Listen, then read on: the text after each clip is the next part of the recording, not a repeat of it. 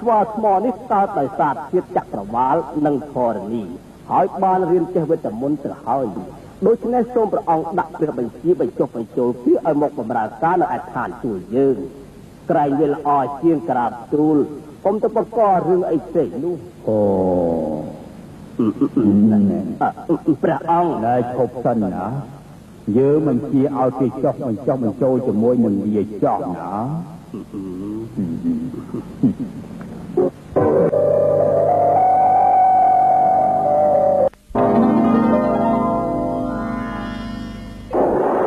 កូនចៅឆាប់លឿនឡើងមកកូនចៅទាំងអស់គ្នា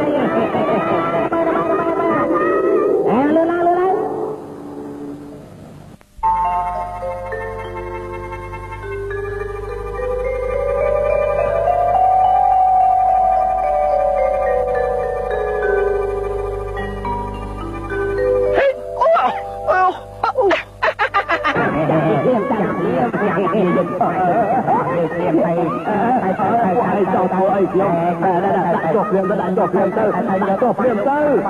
មកលឿនឡើងលោកម្ចាស់យើងនេះជួបលោកម្ចាស់យើងទៅ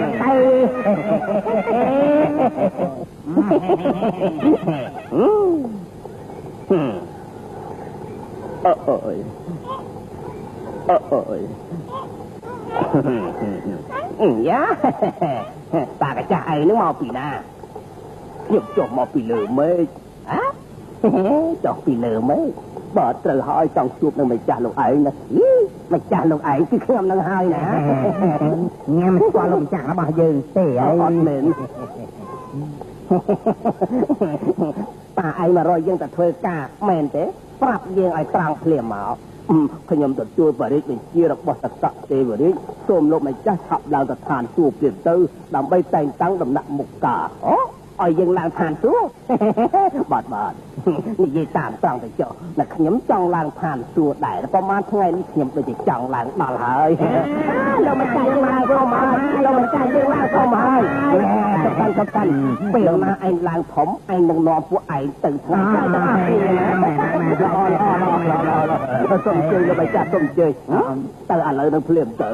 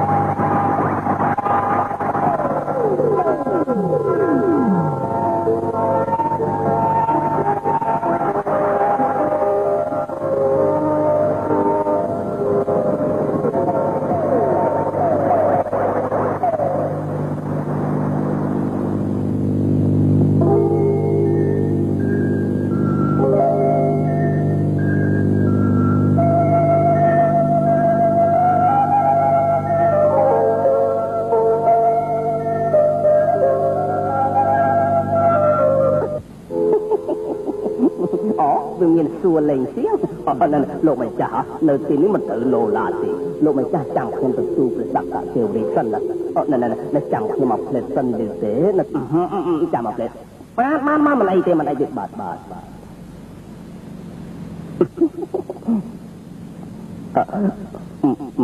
ក្រាបទូលព្រះអង្គទុនអ៊ូខំមកដល់នៅក្រៅវិមានហើយក្រាបទូល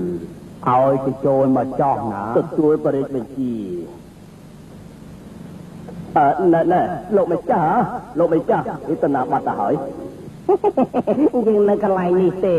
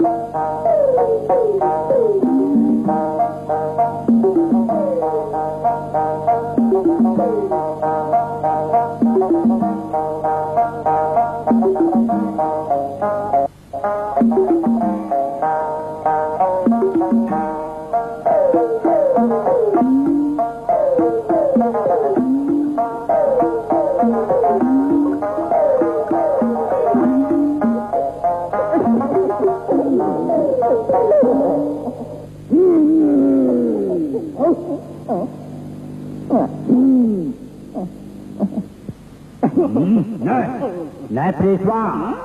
នៅទៀមខ្លះផងមើល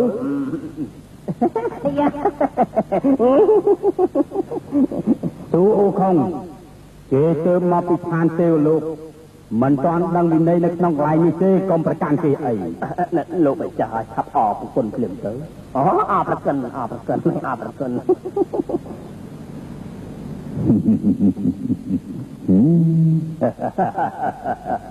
ទុនអូខុង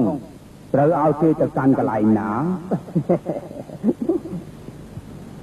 សូមទូលព្រះអង្គក្រុមទីតំណែងតែងតាំងគ្រប់ពេញអស់ទៅហើយសល់តែទីលានកំវាលសេះទេខ្វះអ្នកគ្រប់គ្រងក្រាបទូល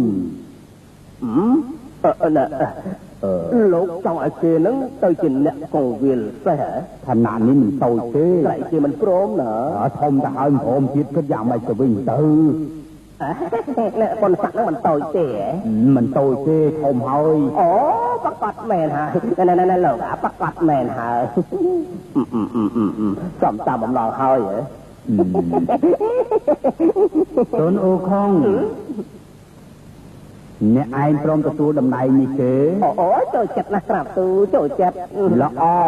បញ្ជាឲ្យទុនអូខុងទទួលតំណែងទីលានគ្រប់គ្រងសេះទៅចោលអរគុណ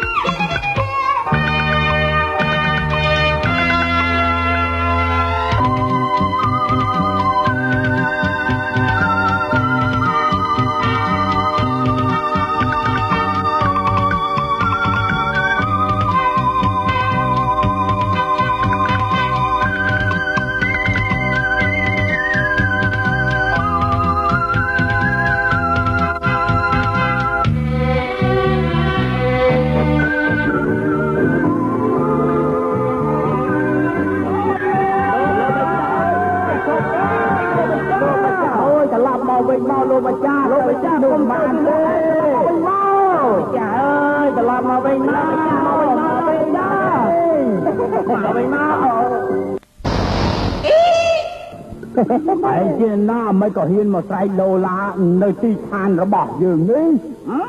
ឯងជាកំតិចទេវតាមកពីឋានណាហ៊ានមកថា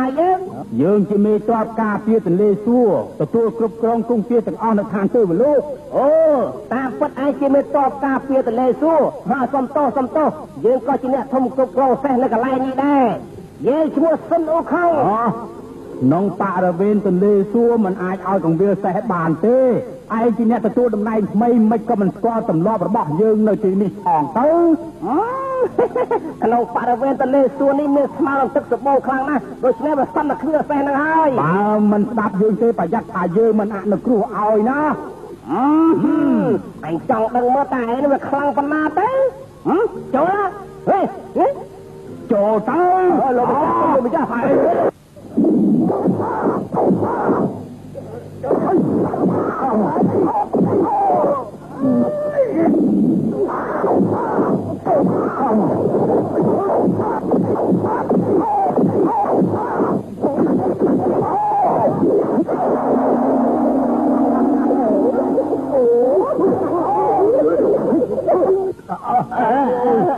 លោកម្ចាស់កំបាយគេលោកម្ចាស់ចូលបាយគេទៅបាយគេមកទៀតទេលោកម្ចាស់អើយ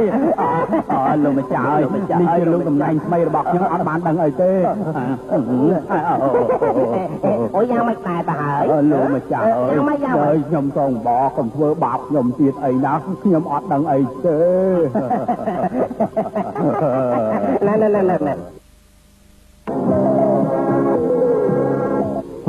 អ្នកគ្រប់គ្រងសេះនៅទីនេះបានទៅណាហើយវិញអូប្រគុណម្ចាស់លោកម្ចាស់នោះគាត់ទៅធ្វើសេះឲ្យទលេសួរបាត់ទៅហើយហាប់ហៅគេឲ្យមកជួបយើងភ្លាម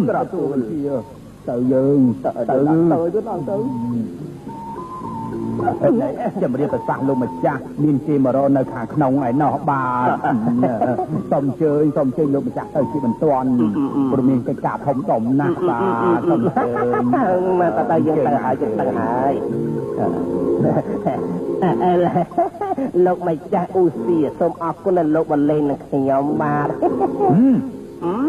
ណែជប់ព្រោះតែលោកមករកខ្ញុំហ្នឹងមានកិច្ចការអីដែរលោកម្ចាស់និយាយមកមានការអីប្រាប់ឲ្យត្រង់មកសុទ្ធតែគ្នាឯងឯងឆាប់ដឹកសេះមកឲ្យយើងមកឲ្យខ្ញុំដឹកសេះយកមកឲ្យឯងមិនដឹងទេអីតាឲ្យនរណាទៅវិញណែតកទេវិញគេយកមកឋានទេវលោកនេះឲ្យយើងធ្វើជាប្រធានអ្នកធ្វើសេះ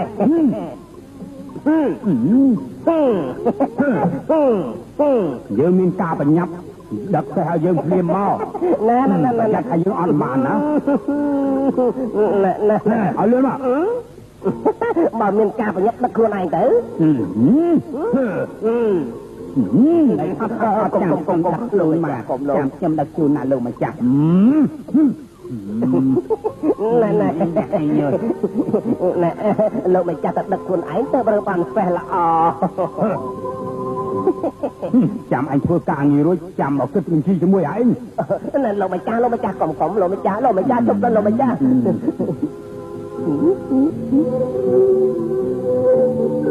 ចាំមើលចាំជ័យលោកម្ចាស់ទៅ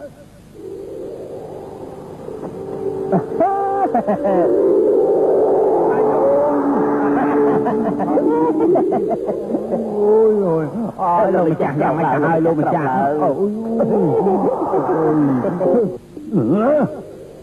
ហ៊ានធ្វើបាបអញផងអី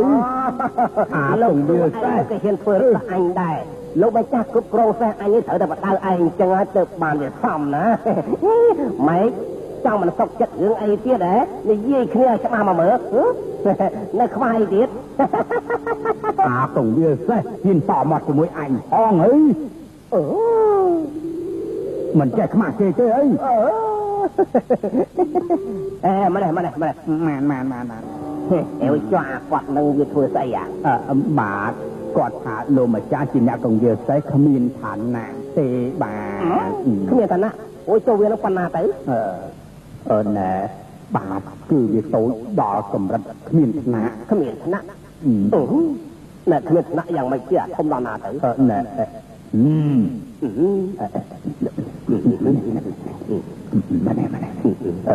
និយាយទៅគឺថាតូចដល់កម្រិតគ្មានលេខដាក់គឺថាក្រុមតូចគឺអ្នកវាសេះអន់មែនទេតាមពិតពួកឯងចាត់ទុកអញជាអ្នកគ្មានសេះមិនមែនប្រធានសេះទេចាត់ទុកឯងជាអ្នកកងវាសេះលើកឋានៈឯងហើយឯងហ៊ាននៅប្រឆាំងបញ្ជារបស់សកទេវរាជាដែលប្រញាប់ទូលណា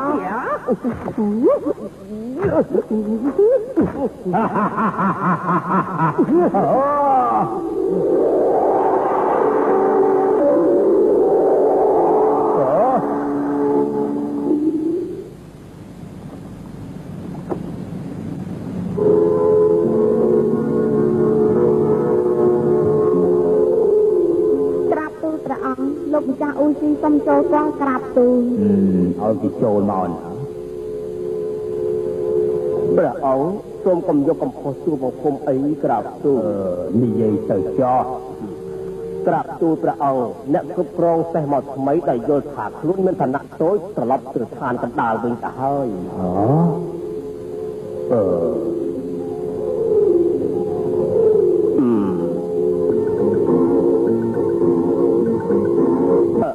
ណែព្រះអង្គបើមិនកំចាត់អាស្វាថ្មនោះទេថ្ងៃក្រោយប្រកាសជាមករំខានឋានសួគ៌យើងនេះទៀតហើយបីសាច់ស្បានេះវាខ្លាំងធំមែនថាប់កោះហៅលោកនេះចេញមកភ្លាមមកទទួលបរិយាជា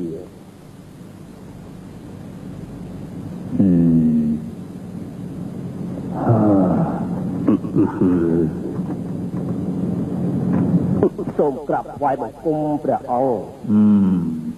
គេមកដល់ហើយប្រាប់ទូលយើងតែងតាំងឲ្យលោកមេជាប់នឹងក្រាបព្រាយបិសាចស្វានោះរួចហើយ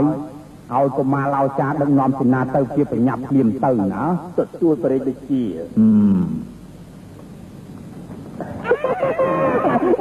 លោកម្ចាស់មកវិញហើយលោកម្ចាស់មកវិញហើយលោកម្ចាស់មកវិញហើយលោកម្ចាស់មកវិញហើយ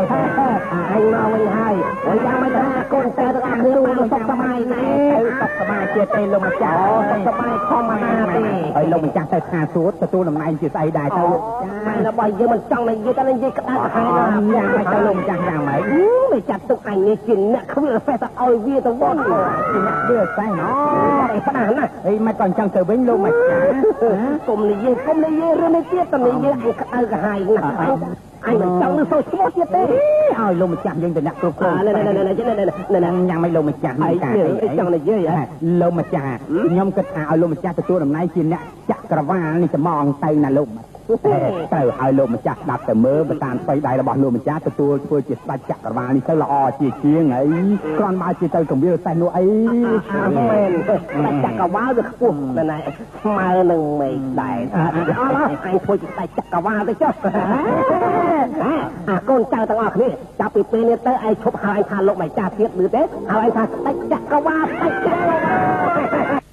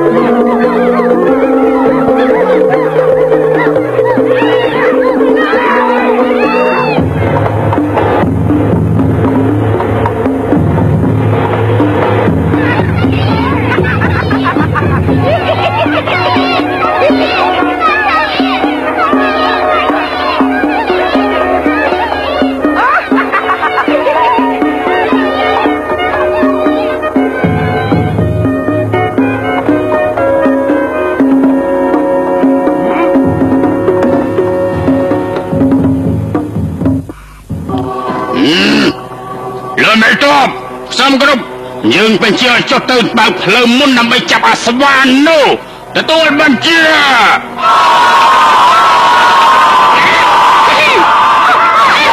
កូនទាំងអស់គ្នាសម្រាប់ចូល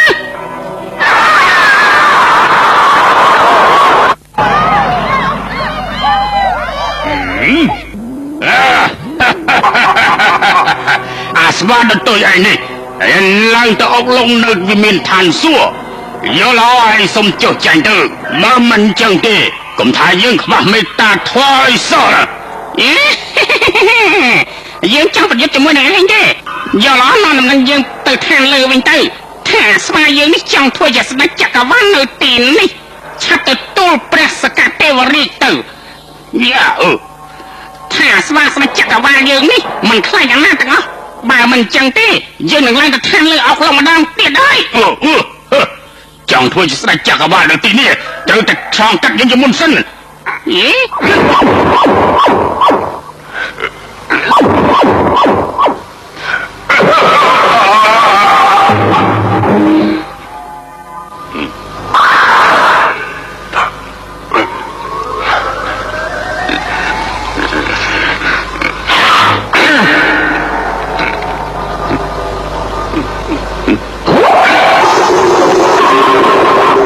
ថ្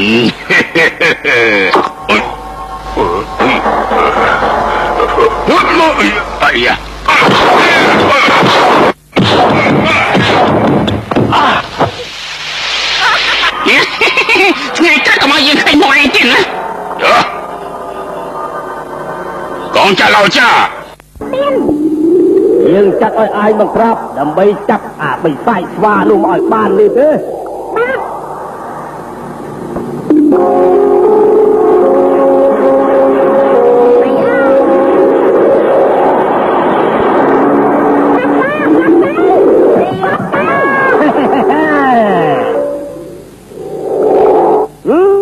ឯងជាណាហ៊ានមកកដៃជាមួយនឹងយើងផងមិនខ្លាចយើងទេយ៉ាងម៉េចយើងចិត្តទេតែទឹកឡោចាទទួលបញ្ជាមកចាប់ខ្លួនអាស្វាឯងនឹងណាយើងត្រូវតែសម្លាប់ឯង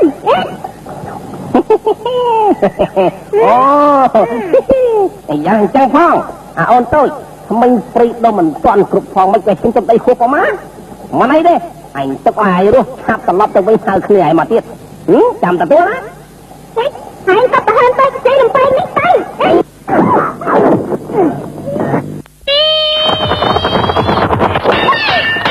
អញនិយាយជាមួយឯងម្ដងសិន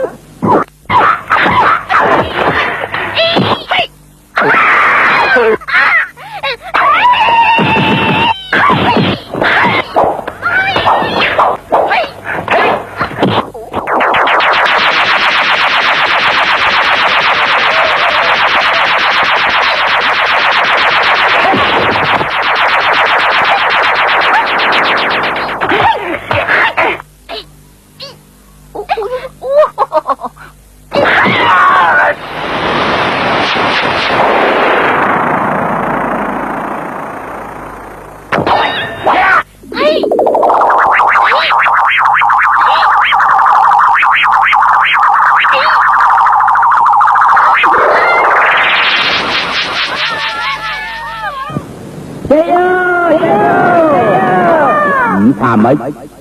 និយាយចង់ធ្វើជាស្ដេចចក្រវាលផងហ៎ចាត់បញ្ជាឲ្យសេនទៅបង្ក្រាបវាភ្លាមទៅនោះទេនេះគឺជាបញ្ជារបស់យើងជាសកទេវរាជ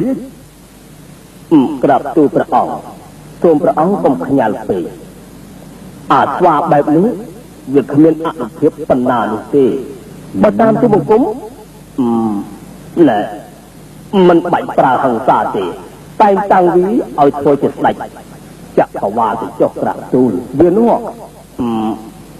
គ្មានសិទ្ធិអីទាំងអស់ព្រះអង្គទូលបង្គំចង់ទូលព្រះអង្គថាឲ្យវាមានឈ្មោះតែគ្មានឋានៈហើយសិទ្ធិអំណាចនោះក៏វាគ្មានដែរយើងអាចគ្រប់គ្រងវាបានអត់ដែរក្រាបទូលហើយគ្មានបញ្ហាអីច្រើននោះទេអូ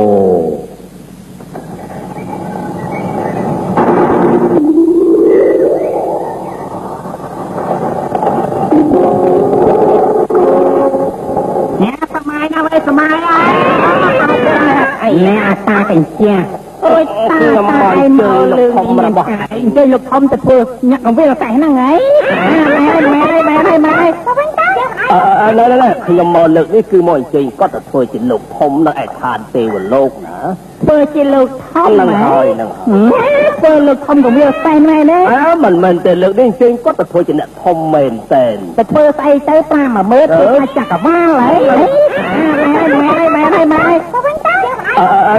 ខ្ញុំមកលើកនេះគឺមកអញ្ជើញគាត់ទៅធ្វើជាលោកធំនៅឯឋានទេវលោកណាធ្វើជាលោកធំហ្នឹងហើយធ្វើលោកធំកង្វាលតែមែនទេមិនមែនទេលើកនេះអញ្ជើញគាត់ទៅធ្វើជាអ្នកធំមែនតែទៅធ្វើស្អីទៅ5-10000ធ្វើថាចក្រវាលហីហ្នឹងហើយលោកម្ចាស់យើងនៅខាងណ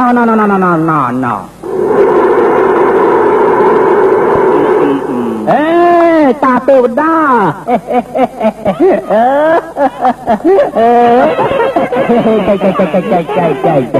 តាទេវតាលោកម្ចាស់យើងសូមអញ្ជើញទៅ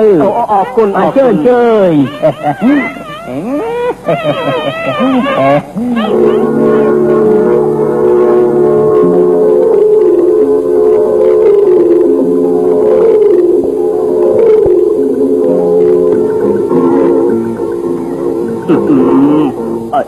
ចុះនៅខាង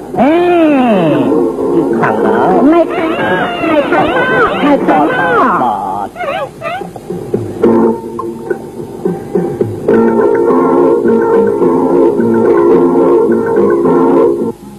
បង្ហាញអាវុធធៀមទៅ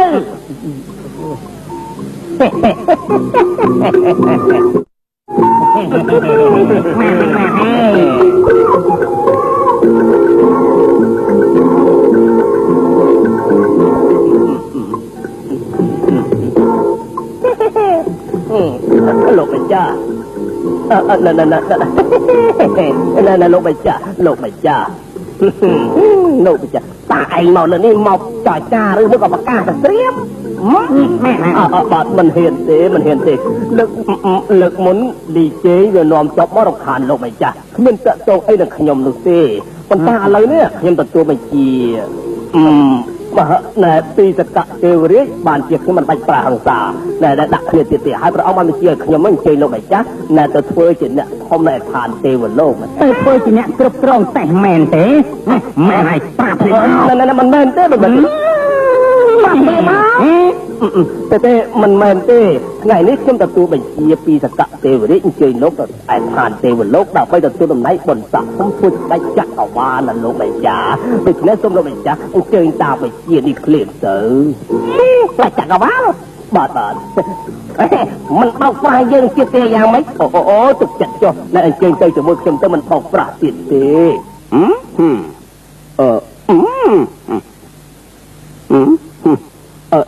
ណែបើមានហេតុការអីទូមង្គមសុខចិត្តធានាទាំងអស់ណាបើមានហេតុការអីទេវតាឯងសុខចិត្តធានាហ៎ល្អអញ្ជើញស្ដេចយាងមុនទៅ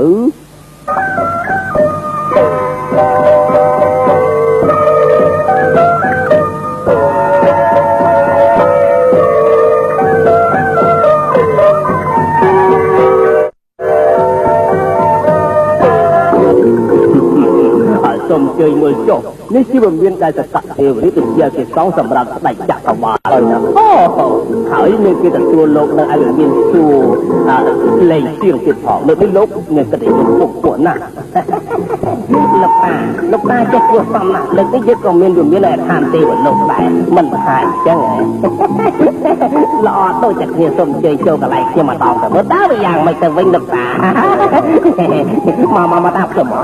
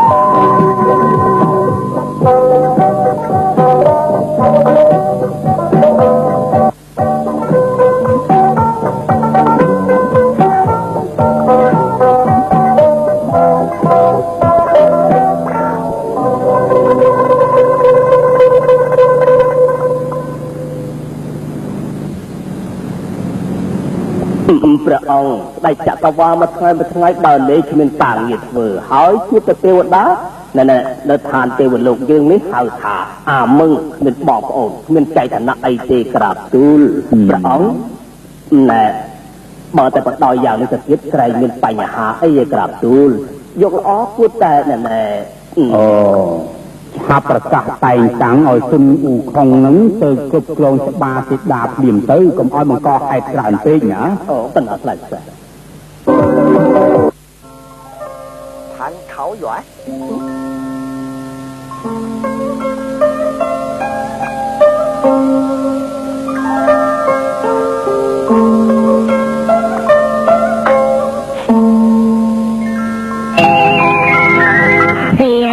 ផ្លែសណាល្អណាស់តា